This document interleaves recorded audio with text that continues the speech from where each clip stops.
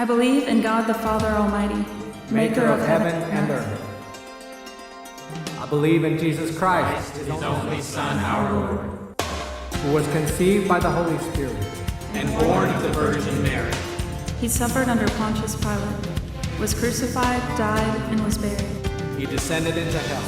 The third day he rose again from the dead.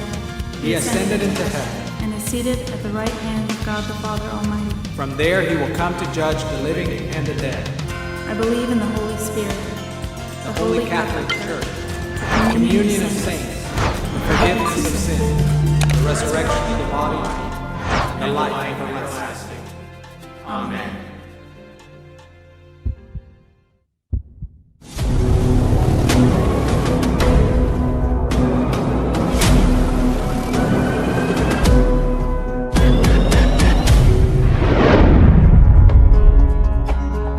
Sejauh ini dalam pelajaran kita mengenai gereja, kita telah mempelajari tentang pengesahan ilahi terhadap gereja. Dan kita juga telah melihat bahwa gereja adalah gereja yang kudus dan am atau universal. Saat ini kita siap untuk beralih kepada topik utama kita yang terakhir, konsep bahwa gereja adalah suatu persekutuan orang-orang kudus. Dalam pembahasan kita tentang kata kudus, kita melihat bahwa istilah orang-orang kudus merujuk secara umum kepada semua orang yang ada di dalam gereja yang kelihatan, dan secara khusus kepada semua orang yang ada di dalam gereja yang tidak kelihatan. Jadi, saat kita membahas persekutuan orang-orang kudus, kita akan memfokuskan perhatian kepada istilah yang belum kita cermati, yaitu persekutuan. Dalam versi-versi Yunani kuno dari pengakuan iman rasuli, kata untuk persekutuan adalah koinonia. Alkitab umumnya menggunakan kata ini untuk merujuk kepada persekutuan yang terjadi di antara para anggota gereja, khususnya melalui kesatuan mereka dengan Allah. Kita melihat hal ini dalam nas-nas seperti Kisah Para Rasul pasal 2 ayat 42, 2 Korintus pasal 13 ayat 14, dan 1 Yohanes pasal 1 ayat 3. Perjanjian Baru juga menggunakan koinonia untuk merujuk kepada tindakan membagikan, seringkali dalam hal barang atau uang. Kita melihat hal ini dalam Roma pasal 15 ayat 16, 2 Korintus pasal 9 ayat 13, dan Ibrani pasal 13 ayat 16. Kata itu juga digunakan untuk mendeskripsikan persekutuan di dalam berita Injil, bukan terutama dalam penginjilan, melainkan secara timbal balik di dalam gereja, seperti dalam Filipi pasal 1 ayat 5 dan Filemon ayat 6. Sejalan dengan pengertian-pengertian ini, kata persekutuan dalam pengakuan iman tersebut telah secara tradisional dipahami sebagai rujukan kepada persekutuan di antara para anggota gereja, kepada tindakan membagikan apa yang kita miliki secara bersama, dan sebagai implikasinya, kepada ketergantungan kita yang bersifat timbal balik dengan mereka yang berbagi dengan kita. Saat kita mempelajari tentang persekutuan orang-orang kudus, kita akan merangkai pembahasan kita di seputar perbedaan yang seharusnya sudah tidak asing bagi kita saat ini. Pertama, mari kita melihat persekutuan yang terjadi di dalam gereja yang kelihatan, dan kedua, kita akan membahas persekutuan yang terjadi di dalam gereja yang tidak kelihatan. Mari kita mulai dengan persekutuan orang-orang kudus di dalam gereja yang kelihatan. Meskipun ada banyak aspek persekutuan yang terjadi di dalam gereja yang kelihatan, kita hanya akan berfokus pada 3 aspek saja. Pertama, sarana anugerah, kedua, karunia rohani, dan ketiga, harta benda. Mari kita mulai dengan membahas sarana anugerah. Sarana anugerah adalah alat atau mekanisme yang umumnya digunakan Allah untuk memberikan anugerah kepada umat. John Wesley, salah satu pendiri gereja Metodis, menggambarkan sarana anugerah dengan cara yang mencerminkan kepercayaan dari banyak tradisi Kristen. Simaklah apa yang dituliskannya dalam Sermon No. 16 yang disampaikannya, yang diambil dari Maleakhi pasal 3 ayat 7. Pengertian saya tentang sarana anugerah adalah tanda-tanda lahiriah, kata-kata atau tindakan-tindakan yang ditetapkan oleh Allah dan ditentukan untuk tujuan ini, untuk menjadi saluran-saluran umum yang digunakannya untuk menyalurkan kepada manusia anugerah yang mencegah, membenarkan, atau menguduskan.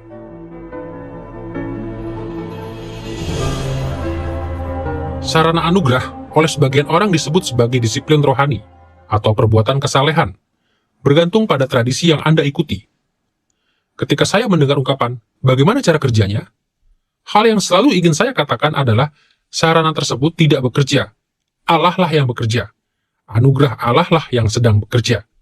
Tetapi, sarana anugerah menyediakan bagi kita kesempatan untuk menerima dan memproses anugerah itu.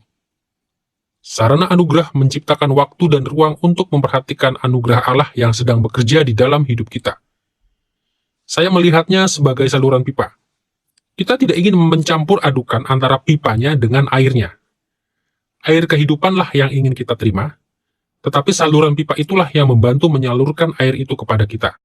Agar kita bisa meminum air itu, sarana anugerah memampukan kita untuk meminum air kehidupan. Secara praktis, ada banyak sarana yang Allah gunakan untuk menyalurkan anugerah kepada kita, termasuk hal-hal seperti kesesakan dan penderitaan, iman, kemurahan, dan persekutuan itu sendiri. Tetapi, secara tradisional, para teolog telah secara khusus berfokus pada 3 sarana anugerah yang spesifik: firman Allah, sakramen baptisan dan perjamuan kudus, serta doa. Ketiga sarana anugerah ini merupakan milik dari gereja yang kelihatan secara keseluruhan, yang mencakup para anggotanya yang percaya dan yang tidak percaya. Katekismus Singkat Westminster, sebuah rangkuman dari ajaran Kristen Protestan tradisional, menjelaskan sarana anugerah sebagai berikut di dalam pertanyaan dan jawaban nomor 88. Pertanyaan: sarana lahiriah apakah yang digunakan oleh Kristus untuk mengkomunikasikan manfaat penebusan kepada kita? Jawab: sarana lahiriah dan umum yang digunakan oleh Kristus untuk mengkomunikasikan manfaat penebusan kepada kita adalah ketetapan-ketetapannya, khususnya firman, sakramen, dan doa, yang semuanya dijadikan efektif bagi orang pilihan untuk keselamatan. Alkitab berbicara tentang manfaat dari sarana-sarana anugerah ini dalam ayat-ayat seperti Roma pasal 10 ayat 14, 1 Korintus pasal 10 ayat 17, dan 1 Petrus pasal 3 ayat 12 dan ayat 21. Meskipun manfaat penebusan hanya ditujukan bagi mereka yang diselamatkan, yaitu oleh gereja yang tidak kelihatan, ketetapan-ketetapan itu sendiri berlaku untuk seluruh gereja yang kelihatan. Ingat, gereja yang tidak kelihatan itu, ya tidak kelihatan. Kita tidak mengetahui siapa yang ada di dalamnya. Gereja yang tidak kelihatan tidak mengadakan kebaktiannya sendiri, tidak memiliki pendetanya sendiri, tidak memiliki pemerintahan gerejawinya sendiri. Semuanya itu ditetapkan bagi gereja yang kelihatan. Sama halnya, semua sarana anugerah kita, khotbah, baptisan, perayaan, perjamuan kudus, dan doa kita, bisa dilihat oleh orang lain. Semuanya itu kelihatan. Semuanya itu adalah hal-hal yang secara umum dimiliki oleh gereja yang kelihatan, dan karenanya merupakan bagian dari persekutuan gereja yang kelihatan. Sarana anugerah telah selalu merupakan ketetapan yang penting, yang melaluinya Allah biasanya menyalurkan berkat-berkat penebusan bagi hidup kita, dan kita harus benar-benar memanfaatkannya. Kita harus memberitakan Injil yang mempertobatkan, dan mengajarkan firman yang mendatangkan hikmat dan kedewasaan. Kita harus merayakan sakramen yang secara kelihatan menghadirkan Injil, dan memetraikan kita dalam perjanjian Allah. Dan kita harus selalu berdoa memohon anugerah dan pengampunan Allah, pertobatan dan kedewasaan, pertolongan untuk melawan dosa, perlindungan dari kejahatan, dan kelepasan di saat susah. Di dalam semuanya ini, dan lebih daripada itu, sarana anugerah merupakan pelayanan yang berharga dari gereja yang kelihatan. Selain sarana anugerah, gereja yang kelihatan juga memiliki karunia rohani secara umum. Penting bagi kita untuk memahami bahwa ketika kita mengatakan karunia rohani adalah milik dari seluruh gereja yang kelihatan, yang kita maksudkan bukanlah bahwa semua orang di dalam gereja yang kelihatan didiami oleh Roh Kudus. Tidak demikian adanya. Hanya orang-orang percaya yang didiami oleh Roh Kudus. Akan tetapi, Roh Kudus menggunakan semua karunia rohani untuk tujuan membangun gereja yang kelihatan. Bagi sebagian orang, ini berarti bahwa mereka semakin dikuduskan dan semakin bertumbuh menuju kedewasaan. Bagi yang lainnya, ini berarti membawa mereka pertama-tama kepada iman. Tetapi bagaimanapun juga, semua orang di dalam gereja yang kelihatan dapat menikmati karunia rohani, dan bahkan diizinkan untuk berpartisipasi di dalamnya sampai batas tertentu. Dan karena alasan inilah, tidak salah jika dikatakan bahwa seluruh gereja yang kelihatan menerima karunia rohani. ada beberapa hal yang menunjukkan bahwa karunia rohani dimiliki oleh seluruh gereja yang kelihatan. Pertama, karunia rohani digunakan dalam ibadah umum. Kita melihatnya secara eksplisit dalam 1 Korintus pasal 14 ayat 13-26. Kedua, karunia itu diberikan untuk membangun keseluruhan gereja. Kita melihatnya dalam ayat-ayat seperti 1 Korintus pasal 12 ayat 4-7 dan Efesus pasal 4 ayat 3-13. Ketiga, Paulus secara spesifik mengatakan bahwa karunia berbahasa roh merupakan tanda khususnya bagi orang yang tidak percaya di dalam gereja, seperti yang kita baca dalam 1 Korintus pasal 14 ayat 21 dan 22. Keempat, orang-orang yang tidak percaya di dalam gereja dihukum karena mereka gagal untuk menerima manfaat dari karunia rohani dalam Ibrani pasal 6 ayat 4-6. Dengan cara ini, Alkitab menyatakan dengan jelas bahwa orang-orang percaya dan orang-orang yang tidak percaya sama-sama menerima dan berpartisipasi dalam karunia rohani yang diberikan kepada gereja. Seperti sarana anugerah, karunia rohani sangat bermanfaat bagi gereja yang kelihatan di zaman modern ini. Karunia rohani berguna untuk memberitakan kebenaran dan mempertobatkan orang yang terhilang. Karunia rohani berguna untuk menolong orang percaya untuk bertumbuh dalam iman dan kedewasaan. Dan banyak karunia seperti belas kasihan dan keramah tamahan berguna untuk memenuhi kebutuhan jasmani umat Allah. Setiap kali Roh Kudus memberikan karunia kepada umatnya, kita perlu mendorong mereka untuk menggunakan karunia itu untuk kebaikan semua orang, dan tidak menahannya dari siapapun di dalam gereja yang kelihatan.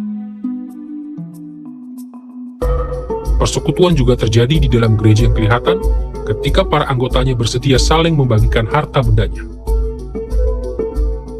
Salah satu makna dari persekutuan atau koinonia di dalam Alkitab dan gereja mula-mula adalah bahwa orang-orang Kristen saling membagikan harta bendanya di dalam gereja yang kelihatan kepada mereka yang berkekurangan. Kata koinonia sering digunakan untuk merujuk kepada sumbangan untuk orang miskin, seperti dalam Roma pasal 15 ayat 26, 2 Korintus pasal 8 ayat 4, dan pasal 9 ayat 13, juga dalam Ibrani pasal 13 ayat 16. Bahkan, ketika kata koinonia tidak digunakan, aspek persekutuan ini dapat terlihat di dalam praktek kekristenan mula-mula. Sebagai contoh, banyak orang Kristen mula-mula menjual harta benda mereka dan memberikan hasilnya kepada gereja, seperti yang kita lihat dalam Kisah Para Rasul pasal 2 ayat 44-45 dan pasal 4 ayat 34-35. Dalam gereja mula-mula, beberapa orang Kristen yang heroik bahkan menjual diri mereka untuk menjadi budak demi membebaskan yang lainnya, atau demi mengumpulkan uang untuk memberi makan orang miskin. Clemens, bapak gereja mula-mula yang hidup pada tahun 30-100 Masehi, menulis tentang praktek ini dalam sebuah surat yang umum dikenal sebagai First Clement, yang ditujukannya kepada jemaat Korintus. Simaklah kata-kata dari pasal 55 surat tersebut. Kita tahu ada banyak di antara kita yang telah menyerahkan dirinya untuk dijadikan budak, dengan tujuan agar mereka bisa menebus orang lain. Banyak juga yang telah menyerahkan diri kepada perbudakan, supaya dengan bayaran yang mereka terima untuk diri mereka, mereka dapat menyediakan makanan untuk orang lain. Rasa persekutuan ini begitu kuat di dalam gereja mula-mula, dan orang-orang percaya menganggap orang-orang percaya lainnya jauh lebih tinggi daripada diri mereka sendiri. Sehingga mereka tidak hanya rela untuk membagikan harta benda mereka kepada orang lain, tetapi bahkan mengorbankan kemerdekaan mereka agar bisa memberi kepada orang lain. Kata-kata Paulus dalam 2 Korintus pasal 8 ayat 3-5 membantu menjelaskan pemikiran mereka. Simaklah apa yang dituliskannya di sana berikut. Mereka telah memberikan menurut kemampuan mereka, bahkan melampaui kemampuan mereka. Dengan kerelaan sendiri mereka meminta dan mendesak kepada kami supaya mereka juga beroleh kasih karunia untuk mengambil bagian dalam pelayanan kepada orang-orang kudus. Mereka memberikan diri mereka pertama-tama kepada Allah, kemudian oleh karena kehendak Allah juga kepada kami. Dalam ayat-ayat ini Paulus menggambarkan kemurahan hati jemaat Makedonia, dan ia menjelaskan bahwa pengabdian mereka kepada Tuhanlah yang menjadikan mereka begitu rela berkorban dalam kesediaan mereka untuk berbagi dengan gereja Tuhan yang kelihatan. Membagikan harta benda kepada mereka yang berkekurangan merupakan bagian penting dalam kehidupan gereja yang kelihatan. Seluruh gereja adalah umat Allah, komunitas perjanjiannya. Ia memelihara semua orang yang ada di dalamnya dan Ia memanggil kita untuk melakukan hal yang sama. Jika diungkapkan secara gamblang, semua yang kita miliki adalah milik Tuhan. Ia hanya menjadikan kita sebagai penata layan dari miliknya. Dan itu berarti bahwa kemurahan hati kita dan pemberian kita merupakan pelayanan dari Tuhan kepada umatnya, dan kesaksiannya akan Injil kepada dunia. Jadi, jika kita ingin setia kepadanya, kita tidak boleh menahan harta milik Tuhan dari umatnya yang membutuhkannya. Kini, setelah kita mempelajari persekutuan orang-orang percaya di dalam gereja yang kelihatan, kita siap untuk membahas persekutuan yang dimiliki oleh gereja yang tidak kelihatan. Kita akan melihat dua konsep utama yang berkaitan dengan persekutuan orang-orang kudus di dalam gereja yang tidak kelihatan. Pertama, kita akan berbicara tentang kesatuan dengan Kristus yang sama-sama dimiliki oleh semua orang percaya. Dan kedua, kita akan membicarakan kesatuan dengan sesama orang percaya di dalam gereja yang tidak kelihatan. Mari kita mulai dengan melihat kesatuan kita dengan Kristus. Perjanjian Baru sering menyebutkan bahwa orang-orang percaya dipersatukan dengan Kristus. Cara yang paling umum untuk mengungkapkan kesatuan ini adalah dengan mengatakan bahwa orang-orang percaya itu ada di dalam Kristus, atau di dalam Yesus, atau di dalam Dia. Di satu sisi, kesatuan ini memiliki arti bahwa Yesus mewakili orang-orang percaya di hadapan Bapa, khususnya di dalam kematian dan kebangkitannya. Tetapi di sisi lain, itu berarti bahwa orang-orang percaya secara mistik dipersatukan dengan Kristus dengan cara yang vital. Yesus berdiam dalam diri orang-orang percaya, dan mereka berdiam di dalam Dia. Menurut saya, salah satu pengajaran utama dari Rasul Paulus secara khusus adalah bahwa kita dipersatukan dengan Yesus Kristus, bahwa kita adalah miliknya. Ketika kita memperhatikan semua wahyu yang ada di dalam Alkitab, saya pikir Alkitab mengajarkan bahwa kita ada di dalam Adam atau kita ada di dalam Kristus. Tentu saja Adam adalah manusia yang pertama. Semua manusia dilahirkan sebagai anak lelaki atau anak perempuan dari Adam. Dan karena itu mereka datang ke dalam dunia sebagai orang-orang berdosa. Mereka memiliki natur dosa. Mereka terpisah dari Allah. Pengertian dari diselamatkan dan ditebus dan percaya kepada Kristus adalah dijadikan bagian dari Kristus, menjadi milik Kristus. Pengertian dari dipersatukan dengan Kristus adalah menjadi bagian dari pribadinya. Di dalam kesatuan dengan Kristus itulah kita menerima semua manfaat dari Kristus. Secara historis kita memahami manfaat-manfaat ini sebagai pembenaran, pengudusan, pengangkatan sebagai anak, segala sesuatu yang kita jabarkan dalam kaitannya dengan apa yang kita terima dalam keselamatan. Semuanya itu hanya diterima di dalam Kristus. Dan karena itu, penting bagi kita, merupakan hal yang esensial bagi kita, untuk dipersatukan dengan Kristus, untuk menerima manfaat-manfaat itu. Dan bagaimanakah kita menerima manfaat-manfaat ini? Atau bagaimanakah kita dipersatukan dengan Kristus? Kita dipersatukan dengan iman. Dan hanya dengan iman. Imanlah yang membawa kita ke dalam kesatuan dengan Kristus. Karunia iman itu yang berasal dari Allah. Para teolog sering mengatakan bahwa kesatuan vital antara Yesus dengan orang-orang percaya ini bersifat mistik, karena Alkitab tidak menjelaskan secara persis bagaimana kejadiannya. Tetapi Alkitab memang menyatakan dengan jelas bahwa kesatuan ini melibatkan tubuh dan roh kita. Kita melihatnya dalam Yohanes pasal 15 ayat 4-7, Roma pasal 8 ayat 9-11, dan di banyak ayat lainnya. Sebagai satu contoh, dengarlah kata-kata Paulus dalam 1 Korintus pasal 6 ayat 15-17 berikut. Tidak tahukah kamu bahwa tubuhmu adalah anggota Kristus? Siapa yang mengikatkan dirinya pada Tuhan menjadi satu roh dengan Dia. Charles Spurgeon, pengkhotbah baptis yang terkenal yang hidup pada tahun 1834 sampai 1892, berbicara tentang kesatuan kita dengan Kristus dalam khotbahnya The Matchless Mystery yang didasarkan pada Efesus pasal 5 ayat 30. Simaklah apa yang ia katakan berikut. Ada kesatuan yang vital di antara kita dengan Kristus. Itu bukanlah kesatuan, itu adalah identitas. Itu bukan sekedar penggabungan, melainkan dijadikan bagian dari dan menjadi bagian yang esensial dari keseluruhan. Kristus harus memiliki umatnya. Mereka amat sangat penting baginya.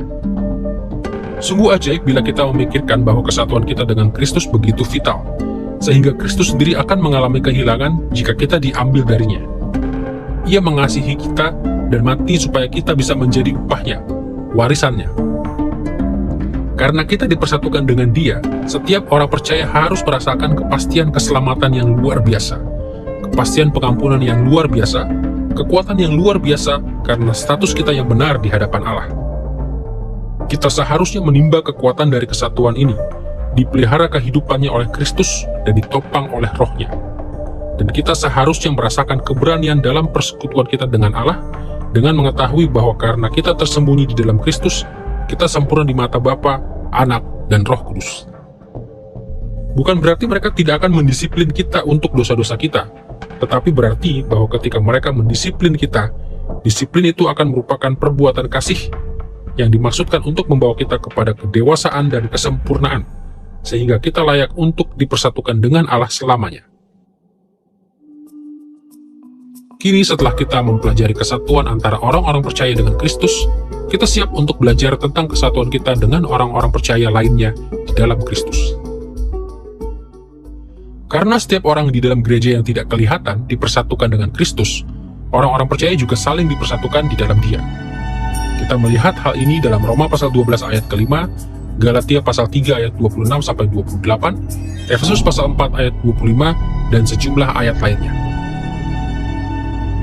Simaklah apa yang Yesus katakan kepada Bapa mengenai persekutuan ini di dalam Yohanes pasal 17 ayat 22-23. Dan aku telah memberikan kepada mereka kemuliaan yang Engkau berikan kepadaku, supaya mereka menjadi satu, sama seperti kita adalah satu.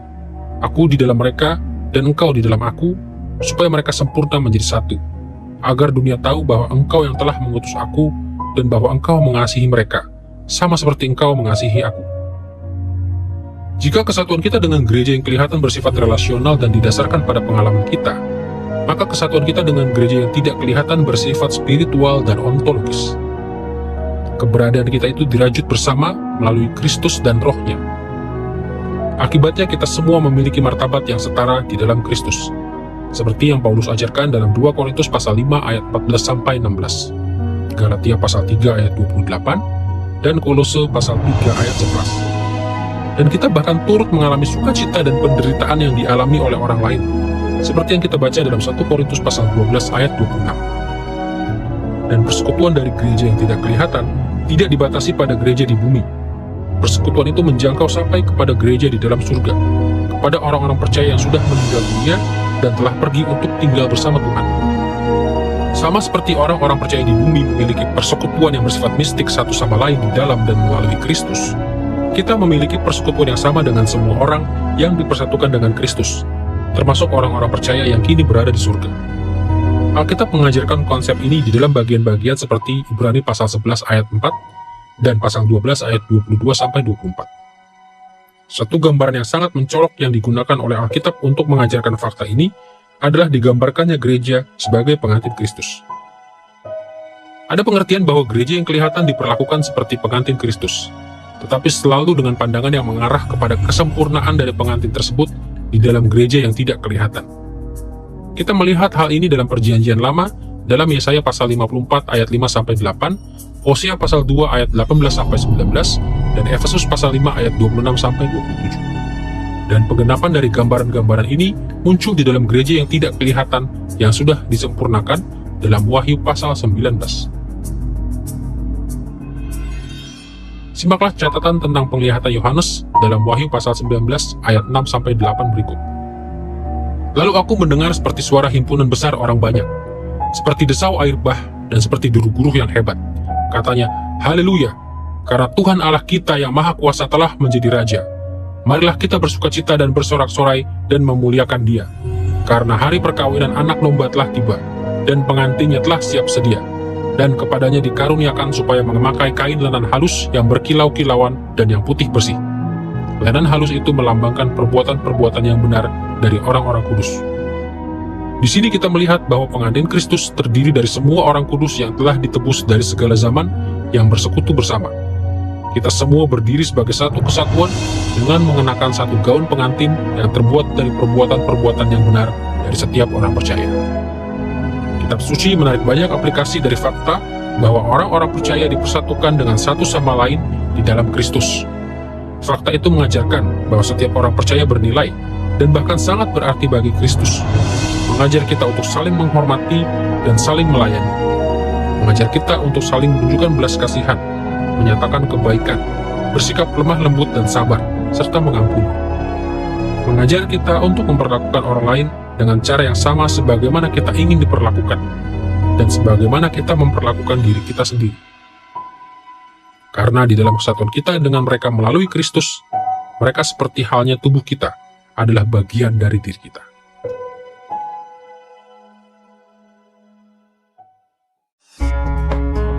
Dalam pelajaran kelima dari pengakuan iman rasuli ini, kita telah mempelajari tentang doktrin gereja. Kita telah melihat pengesahan ilahi terhadap gereja sebagai komunitas istimewa Allah. Kita telah mendiskusikan fakta bahwa gereja itu kudus, karena gereja dipisahkan dan murni adanya. Kita telah membicarakan tentang naturnya yang atau universal. Dan kita telah menjelaskan dalam pengertian apakah gereja merupakan persekutuan dari orang-orang kudus. Sebagai orang-orang Kristen modern, pengalaman kita dengan gereja seringkali sangat berbeda dengan pengalaman di zaman Alkitab, atau bahkan di zaman ketika pengakuan iman rasuli itu dirumuskan. Tetapi realitas-realitas kehidupan yang bersifat esensial di dalam gereja tidak pernah berubah. Gereja tetap merupakan umat perjanjian Allah. Gereja tetap merupakan bejana pilihannya untuk membawa Injil kepada dunia, dan untuk mengubah dunia menjadi kerajaannya di bumi. Kita, gereja, adalah kudus bagi Tuhan. Kita adalah kerajaannya. Kita adalah umatnya yang dipersatukan dengan satu sama lain di dalam Dia. Dan Tuhan sendiri sedang bekerja melalui kita.